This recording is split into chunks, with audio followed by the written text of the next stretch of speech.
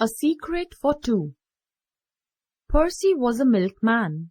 He worked for a milk company in the Montreal city of Canada. He was one of the many wagon drivers that worked for the company. For 30 years, Percy had delivered milk to the families living on Edward Street in Montreal. The horse which drew Percy's milk wagon was a large, white horse. It was named Joseph and had been with Percy for the past 15 years. When the big white horse first came to the company, he didn't have a name. They told Percy that he could use the white horse for his wagon.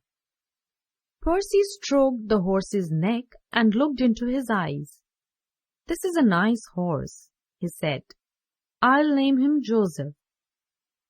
Within a year, Joseph knew the milk route as well as Percy did. Percy used to say that he didn't need reins to guide the horse. "I never touched them," he would say proudly. Each morning he arrived at the company at 5 o'clock. The wagon would be loaded with bottles of milk, and Joseph hitched to it. "Go on, my friend," Percy would say softly to Joseph. Then the two would move proudly towards Edward Street. The horse would go trotting lightly, and Percy would call to him in loving names. The milk wagon, without any direction from Percy, would arrive at Edward Street. The horse would stop at the first house.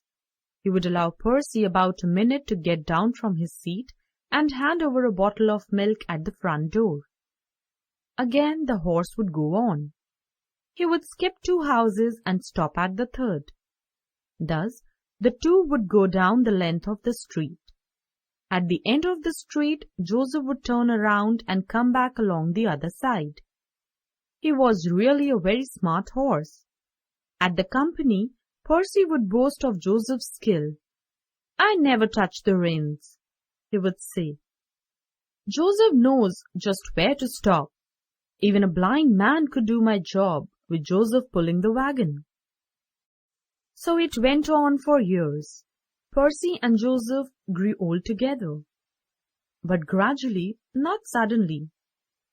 Percy's huge moustaches were pure white now, and Joseph, too, didn't lift his knees so high when he went on his round every morning. Jack, the foreman of the company, never noticed this change. He never noticed that both Percy and Joseph were getting old. But one day he was surprised to see Percy with a big walking stick. "Hey, Percy," said the foreman. "What do I see there? Maybe you have got gout." "I don't know what it is," said Percy. "But as one grows old, legs get tired very soon." "You should teach the horse to hand over the milk bottles to your customers," Jack said with a smile. "He does everything else for you." One morning, the manager of the milk company came to inspect the morning deliveries. Pointing towards Percy, Jack said, "Sir, look there. See how Percy is talking to that horse whom he calls Joseph. See how the horse is listening intently. Look how he has turned his head towards Percy. See the look in the horse's eyes. I think the two have a secret. Sometimes they seem to chuckle at us when they go off on their route in the morning. Percy is a good man, but he is getting old. Don't you think he should be retired and given a small pension?" "You're right," said the manager. "Percy has been on this route now for 30 years. Not even once has there been a complaint against him. Tell him it is time he should retire and have rest. His salary will go on just the same." But Percy didn't want to retire. He couldn't bear the thought of not driving Joseph every day.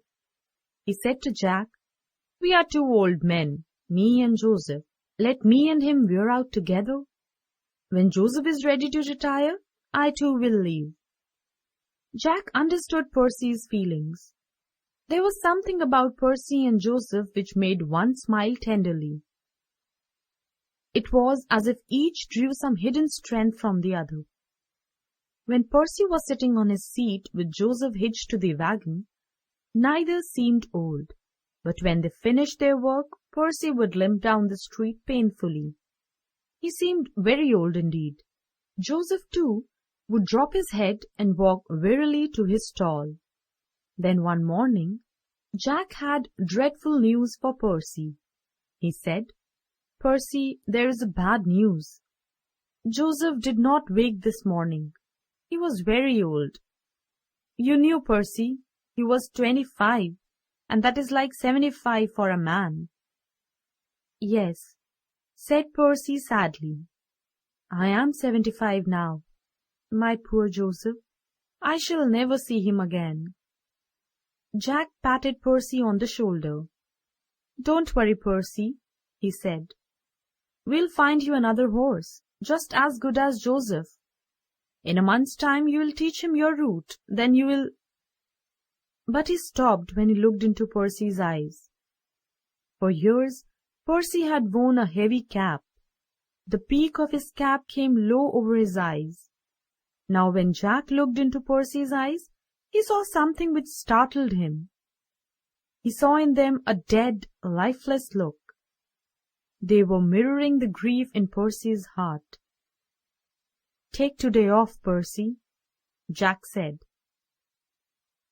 But before Jack could complete his sentence, Percy was already limping down the street. Tears were streaming down his cheeks and he was sobbing. There was a loud horn from the driver of a truck coming fast from the opposite side. And then there was the scream of brakes. But it appeared that Percy had heard neither. 5 minutes later, an ambulance doctor said, "He's dead." Jack and many of the milk wagon drivers had arrived at the spot. They looked down at the still figure. "What could I do?" said the truck driver apologetically. "He walked straight into my truck. Surely he didn't see it. He walked into it as though he were blind." The ambulance doctor bent down and looked into Percy's eyes. "Blind?" he said. "Of course, the man was blind. See those cataracts? He must have been blind for 5 years at least." Then he turned to Jack and said, "You say he worked for your company. Didn't you know he was blind?" "No," said Jack softly. "None of us knew. There was only one who knew it. A friend of his named Joseph. I think it was a secret between those two only."